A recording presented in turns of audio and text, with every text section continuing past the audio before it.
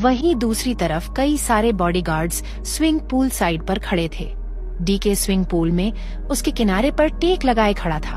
उसने अपने हाथ में टैबलेट पकड़े गेम खेल रहा था। वो एक टक टैबलेट में देखना था और एक तरफ से अपने होठों के बीच सिगरेट दबाए उसका कश ले रहा था। उसका ऑवरा खतरनाक के साथ सीरियस भी लग रहा था। तभी रातिक उसके पास आते हुए घुटनों के बल बैठ गया और धीमी आवाज में कहा, डीके बॉस, वो हसरत सिंघानिया हमसे बच गया और पता नहीं कहां से उसका बाप और उसके बॉडीगार्ड्स आ गए, वरना वो अभी तक जिंदा नहीं होता।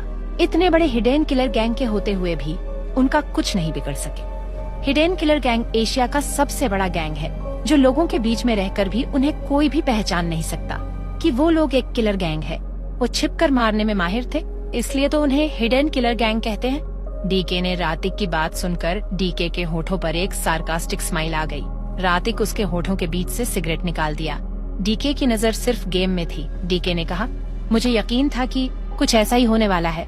मैंने बस उसकी कैपेबिलिटी चेक करने के लिए ही उस गैंग को भेजा था, क्योंकि जब अपना सामने वाला कम्पिटिटर्स स्ट्रांग हो तो गेम में और भी मजा आता है। रातिक ने एक स्माइल कर दिया, जैसे उसे डीके की कही हुई बात समझ आ गई थी। डीके ने एक डेंजरस लुक के साथ कहा, मैं थोड़े दिनों के लिए क्या आउट ऑफ कंट्री चला गया। तुमने तो मेरा प्यार ही छीन लिया मिस्टर हसरत सिंघानिया। मैं इतने आसानी से अपने प्यार को किसी और के हाथों में नहीं जाने दूंगा। मुझे तुम्हें मारने की जरूरत नहीं, क्योंकि तुम्हारे पीछे वो लोग हैं जिसे तुम जानते तक नहीं हो, और वही तुम्हारा सबसे बड़ा दुश्मन है। इतना बोलकर अजीब तरफ से हंसने लगा। वहीं दूसरी तरफ कार में हसरत और उसके डैड पैसेंजर सीट पर बैठे थे। दोनों ही किसी सोच में थे। हसरत के डैड ने कहा, अच्छा हुआ कि मैंने एक गैंगस्टर को दूसरे गैंगस्टर को तुम्हारे तरफ इशारा करते हुए देख लिया था, वरना पता नहीं क्या होता। अनफॉर्चुनेटली जिसने तुम पर शूट किया गलती से निशाना चूक गया था, लेकिन वेटर के ड्रेस में वो लोग कौन थे जो तुम्हें मारने आए थे? हसरत ने अपनी आंखें गहरी करते हुए कहा, जल्दी पता चल जाएगा कि हिडन किलर गैंग को भेजने वाला इंसान कौन था। मुझे यकीन है कि उसे मेरे बारे में काफी अच्छे से पता है, पर फिर भी उसने मुझ पर हमला करवाया। शायद ही उसने मुझे परखने के लिए हिडन किलर गैंग को भेजा था, लेकिन अब तक उसे पता चल गया होगा कि उसका कम्पिटिटर्स हसरत सिंघानिया कमजोर नहीं है। हसरत के डैड ने हैरानी से कहा, लेकिन तुम्हें कैसे पता कि वो हिडन किलर ही गैंग ही थे? हसरत ने एक तिरछी मुस्कान देते हुए कहा, क्योंकि सभी गैंगस्टर अपने गैंग को सबके नहरों में दिखाने के लिए एक सिंबल देते हैं, ताकि सभी लोग उनसे डरे और उनके सामने दब कर रहे। लेकिन हिडन किलर गैंगस्टर अपनी एक अलग पहचान बनाने के लिए कोई सिंबल नहीं रखता था, इसलिए उन्हें पहचाना बहुत ही आसान था और वो लोगों के बीच रहकर हमला करते हैं। हसरत के डैड उसकी बातें समझते हुए अपना सिर हाँ में हिला दिया। तभी उनकी नजर हसरत के गर्दन पर पड़ी, जहां अभी भी जुनून के काटने के निशान थे। हसरत के डैड हैरानी से हसरत को देख रहे थे। उसके डैड कुछ पूछ पाते उससे पहले ही हसरत का फोन रिंग होने लगा और हसरत ने उस कॉल को पिक करके बात करने लगा। वही हेवन पैलेस में वही वो ओल्ड औरत और ओल्ड आदमी हॉल में सोफे पर बैठे थे। वो ओल्ड औरत काफी गुस्से में थी और उनके बगल में बैठे ओल्ड आदमी सुकून से चाय पी रहा था। ये दोनों कोई और नहीं, हसरत के दादाजी और दादी जी थे। पैलेस के सभी सर्वेंट और मास्टर शेफ थोड़े डरे हुए एक कतार में खड़े थे।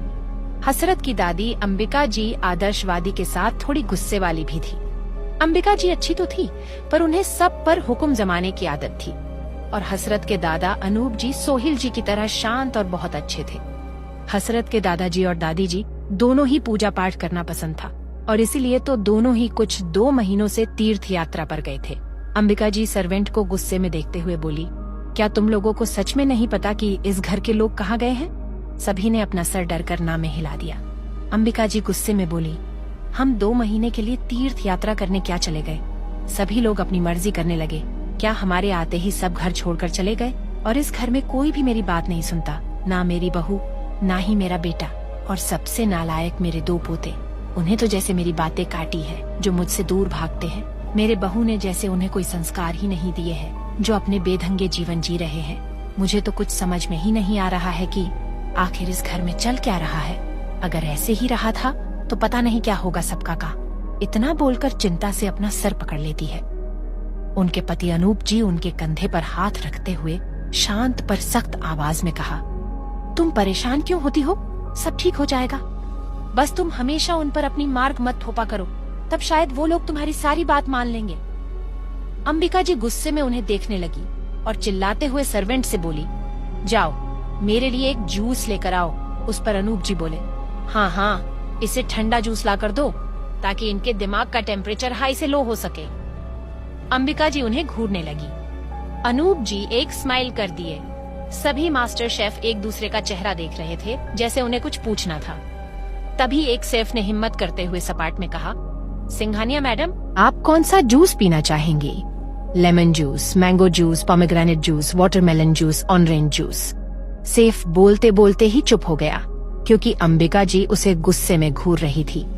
अंबिका जी गुस्से में बोली, पता नहीं कौन इन्हें मास्टर सेफ बना दिया है। इनसे मैंने बस एक जूस कहा था और ये गधों की तरह ढेंचू ढेंचू बोलने लगा। अंबिका जी की बात सुनकर सभी सर्वेंट मुंह दबाकर हंसने लगे। अनूप जी भी हंस रहे थे। अंबिका जी चिल्लाते हुए बोली, कुछ मत कर, बस मेरे लिए एक ग्लास ठंडा पानी लेकर आओ। उनकी बात सुनकर वहाँ से सभी सेफ डरते हुए भाग गए। अंबिका जी सर्वेंट को घूरते हुए बोली, क्या तुम लोग खड़े खड़े मेरा मुंह ही देखते रहोगे या अपना काम भी करोगे? उनकी बात सुनकर सभी सर्वेंट वहाँ से चले गए। अंबिका जी सर पीटते हुए बोली, क्या होगा इस घर का? एक सर्वेंट ने एक ग्लास ठंडा पानी को अंबिका जी के सामने वाली टेबल पर रख देती है और चली जाती है। अंबिका जी पानी का कुछ ही घूंट पी थी, तभी शीला जी हॉल में इंटर हो जाती है। शीला जी उन दोनों को देखकर स्माइल करके बोली, आप दोनों तीर्थ यात्रा आ गए और क्या आप दोनों की तीर्थ यात्रा अच्छी रही? अनूप से बोले, हाँ बहू, सब अच्छा रहा। अंबिका जी चिढ़ते हुए बोली, क्या तुम चाहती हो कि हम वही रह जाए ताकि तुम सब अभी की तरह अपनी मर्जी करो? शीला जी ज्यादा रिएक्ट न करते हुए बोली, सासू माँ, मेरे कहने का मतलब ऐसा कुछ नहीं था और हम अपनी मर्जी नहीं कर रहे हैं। अंबिका जी में और शीला जी में ज्यादा नहीं बनती क्योंकि दोनों ही इस पैलेस में हुक्म चलाना चाहती थी। अनूप जी एक लंबी सांस छोड़ते हुए खुद से कहा, फिर शुरू हो गया इनका चिल्लाना। अब दोनों सास बहू बहस करना स्टार्ट कर देंगे, इसलिए मुझे लगता है अपना कान खराब करने से अच्छा मैं ही कहीं और चला जाऊं। वो इतना बोलकर वहाँ से चले गए। शीला जी और अंबिका जी की बहस शुरू हो चुकी थी। वैसे तो वो दोनों हमेशा अच्छे साथ रहती है, पर कभी उन दोनों को एक दूसरे की बात अच्छी नहीं लगती या एक दूसरे से चिढ़ जाती थी तो उन दोनों के भी बहस तो हो ही जाती है। वही हसरत की कार सीधा गार्डन में आकर रुकी। उसी पल 2 बॉडीगार्ड्स आकर कार का डोर खोल दिए और हसरत और उसके डैड कार से बाहर आए और पैलेस के अंदर चले जाते हैं। हसरत और जुनून दोनों ही कंपनी नहीं गए थे। वहीं दूसरी तरफ पूरे मुंबई के हर जगह पर बस यश का ही बैनर पोस्टर लग रहे थे। यश जब से एडवर्टाइजमेंट का मॉडल बना है तब से यश फेमस और पॉपुलर बन चुका था। उसके फैन फॉलोइंग अब बढ़ते जा रहे थे। यश अब टॉप फेमस मेल मॉडल्स में आ चुका था। हर न्यूज में बस यश की ही खबरें चल रहा था। यश रोड के साइड में अपने बाइक से टेक लाए खड़ा था। उसे अपने बैनर को देखकर बहुत खुशी हो रहा था, लेकिन मास्क होने से उसका एक्सप्रेशन ज्यादा पता नहीं चल रहा था।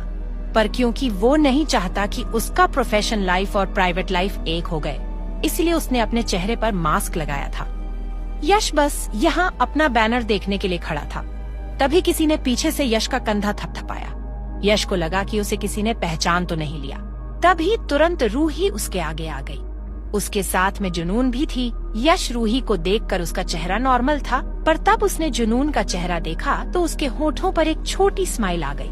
रूही अपने भाई को कंग्रेचुलेशंस देते हुए बोली, भाई तुम तो बहुत फेमस हो गए हो। आखिर तुम्हारा ड्रीम अब धीरे धीरे पूरा हो रहा है, इसलिए तुम्हें तुम्हारे सक्सेस और हार्डवर्क के लिए कंग्रेचुलेशंस। जुनून भी यश के लिए खुश होकर उसे शाबाशी देते हुए उसके कंधों पर थपथपाती हुए बोली, मैं तुम्हारे लिए बहुत खुश हूँ कि तुमने अपने लाइफ का गोल अचीव कर लिया है और अब तुम्हें तुम्हारी सक्सेस तुम्हारे हाथों में है, तो कंग्रेचुलेशंस हैंडसम मॉडल। तब छोटे बच्चे इतनी बड़ी सक्सेस के लिए ट्रीट तो बनता है।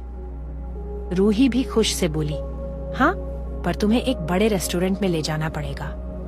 यश एक स्माइल के साथ एटीट्यूड में कहा, Why not beautiful ladies? Ruhi खुशी से यश को गले लगा लेती है। वहीं रोड के दूसरी साइड में एक ब्लू कार खड़ी थी।